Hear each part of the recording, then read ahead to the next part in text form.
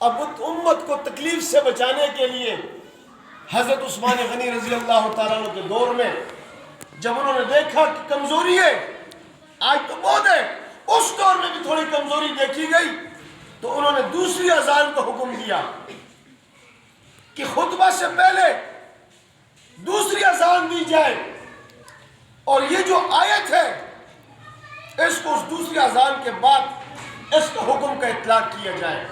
اب دوسری اذان کے بعد بھی اگر کوئی کاروبار کرتا ہے تو وہ مطلقاً حرام ہو جاتا ہے۔ اب ہم کہتے ہیں دا حرام دے، زیادہ پشتو والے نا جی پشتو والے، دا حرام دے نو حرام کی منگ فرق کر دے، سپے حرام دے منگ زندگی کی چرتنے خوڑا لے چا ولی حرام دے اغز منگ سین کی کینا اس چی دا حرام دے، لیکن کاروبار موز نباد حرام دے دا زمون سین کی نکی دا سنگھ حرام دے، وہ اپن کاروبار دے اپن مال میں دے خرصوں میں دا سنگھ حرام دے، دی اللہ حکم را دے تا چکلا سے جانور ذبح کہے، چرک ذبح کہے، چھری آپ کے پاس ہوتی ہے، آپ جانور کو ذبح کرتے ہیں، مرغی کو ذبح کرتے ہیں، آپ نے اگر چھری چلا دی اور اللہ اکبر نہ کہا وہ حلال ہو جائے گا؟ چھری تو آپ نے چلا دی، مرغی زندہ تھی، خون بھی بہہ گیا، لیکن وہ مردار ہو گئی، صرف دو لفظ نہ کہنے کی وجہ سے وہ حرام ہو گئی، حلال چیز حرام ہو گئی، آپ کے اپنے سے پیسوں سے خریدی ہوئی چیز حرام ہو گئی، صرف دو لفظ نہ کہنے کی وجہ سے۔ اسی طرح جب آذان کے بعد اللہ کا حکم آیا اور ہم نے آذان ثانی کے بعد بھی کاروبار میں تول ناپ شروع کر دیے، یہ پیسے ہمارے لیے حرام ہو گئے۔ اس آذان سے پہلے حلال ہے، آذان کے بعد حرام ہے، اور ایسے ہی حرام ہے جیسے کتا حرام ہے، جیسے بغیر تسمیہ کے کسی جانور کو، کسی مرغی کو ذبح کرنا حرام ہے، ایسے ہی حرام ہو جاتا ہے۔ اس لیے میرے دوستو ہمیشہ کوشش کریں کہ جمعے کے دن ہم اہتمام کریں، اور جمعہ کا اہتمام کیا ہے کہ آپ اپنے کپڑوں میں سے صاف ستھرے دھلے ہوئے، اگر نئے کپڑے میسر ہیں نئے کپڑے پہن لیں، نئے نہیں ہیں جو سب سے بہتر کپڑے ہیں، آپ ان کپڑوں کو بہترین استری کر کے دھو کے بہترین کر کے آپ غسل کر کے، یہ غسل سنت ہے، نئے کپڑے پہننا، پاک صاف کپڑے پہننا یہ سنت ہے، پھر اپنے ناخن ترشوانا، اپنا جتنے بھی سر سنت کا طریقہ ہے یہ سارے جمعے کے دن اپنا سنت کا پورا کرنا یہ سنتوں میں آتا ہے، اور پھر خوشبو لگا کر کے ہم پہلے سے خطیب صاحب کے آنے سے پہلے، امام صاحب کے آنے سے پہلے اہتمام کے ساتھ آ کر کے مسجدوں کے صفوں میں بیٹھے، یہ سنت طریقہ ہے۔ اپنے گھروں میں بھی اپنے خاندان کی عورتوں کو، اپنے بچوں کو، ان کو بھی یہ کہے، یہ نہیں کہ وہ مسجد نہیں آ سکتی، وہ بھی گھر میں اس دن اہتمام کرے، غسل کا، دھلے ہوئے نئے کپڑے پہننے کا، خوشبو لگانے کا، اپنے بچوں کو اہتمام کے ساتھ مسجد میں لائے۔ یہ تمام کے تمام یہ بعض روایات میں آتا ہے کہ جمعے کا دن یہ عید الفطر سے اور عید الاضحیٰ سے بھی زیادہ فضیلت والا دن ہے۔ اور ایک حدیث حضرت ابو ہریرہ رضی اللہ تعالیٰ سے مروی ہے کہ جو شخص جمعے کے دن جمعہ پڑھ لے اور جمعے کے بعد وہ مسجد میں بیٹھے رہے عصر تک، اسے ایک عمرے کا ثواب مل جاتا ہے، اور اگر وہ مغرب تک بیٹھے رہے تو اسے ایک عمرے اور ایک حج مقبول کا ثواب ملتا ہے۔ لیکن اتنے دیر کون بیٹھے؟ یہاں سے لاکھوں روپے لگا کر کے تو ہم حج پہ جائیں، عمرے پہ جائیں، لیکن اپنی مسجد میں ملے۔ بھئی ہر جمعے کو نہیں بیٹھ سکتے، لیکن کبھی ایک دن تو اہتمام کر لیں کہ آج میں نے جمعے کے دن جانا ہے، اور انشاءاللہ نماز کے بعد ہم نے تلاوت کرنی ہے، ذکر کرنے، مسجد میں اعتکاف کی نیت سے بیٹھنے۔ آج کل دن بھی چھوٹے، عصر اور مغرب پڑھ کر کے ہم گھر چلے جائیں، حج عمرے کا ثواب ہمیں مل جائے۔ میرے دوستو جمعے کا دن یہ کفارہ ہو جاتا ہے. جو آدمی نماز پڑھتا ہے اور جمعے کی نماز پڑھتا ہے اگلے جمعے تک یہ ان تمام گناہوں کے لیے کفارہ بن جاتا ہے.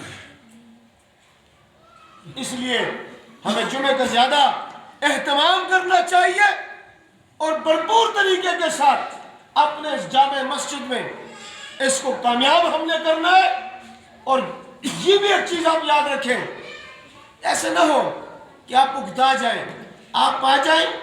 یہ بالغوں کا مدرسہ ہے, یہاں پہ خطیب صاحب آپ کو ہر جمعے میں ایک نئے موضوع پر گفتگو کرے گا, آپ کو کچھ نہ کچھ ملے گا.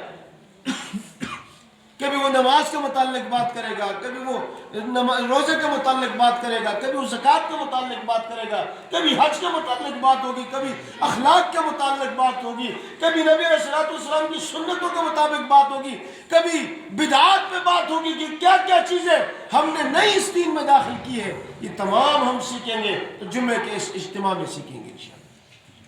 کوشش کریں گے انشاءاللہ.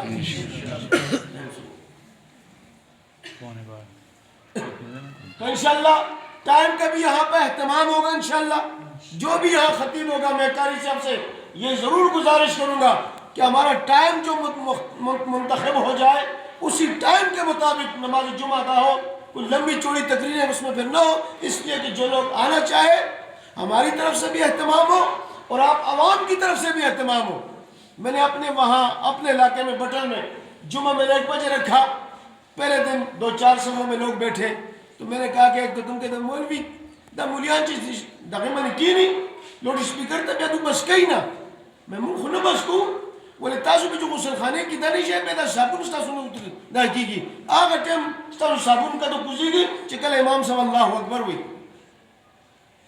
بھائی جمعہ کا دن آپ نے اہتمام کرنا ہے, گھنٹہ ڈیڑھ پہلے آ کر کے اپنے اس تمام معاملات کو حل کر کے یا مسجد میں آنا ہے اور مسجد میں جمعے کی نماز ادا کرنی ہے.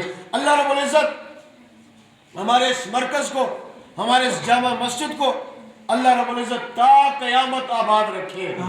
اور اس کا جتنا بھی فیض ہے اللہ رب العزت اس کو 4 دان عالم میں پھیلائے اور ہم سب کے نام اعمال میں یہ فیض جاری و ساری رہے اور صدقہ جاریہ کے طور پر یہ چیز ہو رہی ہے. نبی علیہ السلام کی آخری حدیث سنا کے بات ختم کرتا ہوں.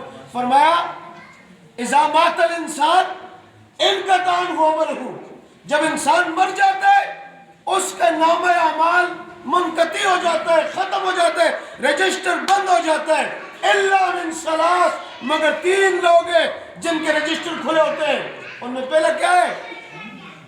پہلا شخص وہ ہے جو ایسا صدقہ جاریہ وہ اپنے پیچھے چھوڑے کہ جو اس کے جانے کے بعد بھی چلتا رہے. جیسے کسی نے مسجد بنوا دی, راستہ بنوا دیا, کنواں کھدوا دیا, پانی کا انتظام کیا یا کوئی اور ایسے خیر کا کام کیا جس کو لوگ استعمال کریں, اس کا نام اعمال میں اس کا ثواب لکھا چلا جائے گا.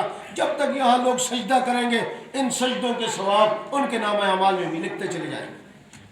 دوسرا کہ وہ اپنے پیچھے نیک صالح اولاد چھوڑے. اولاد تو سارے چھوڑتے ہیں لیکن نیک صالح اولاد چھوڑے. بعض لوگ ایسی اولاد بھی چھوڑتے ہیں کہ جنازہ کھڑا ہوتا ہے اور بیٹا دور کھڑا ہوتا ہے کہ مالا کو جنازہ نہ راضی جی ازو خوص راقلے مزمادہ سی نشتی لار مردے جنازہ نے بار. یہ کئی جگہ دیکھا گیا. نیک لوگ نیک اولاد کوئی چھوڑے اور وہ اپنے والد کے لیے دعا کرے, اس کے لیے کوئی خیر خیرات کرے, کوئی معاملات کرے, وہ اس کا جو ہے نام اعمال کھلا رہے.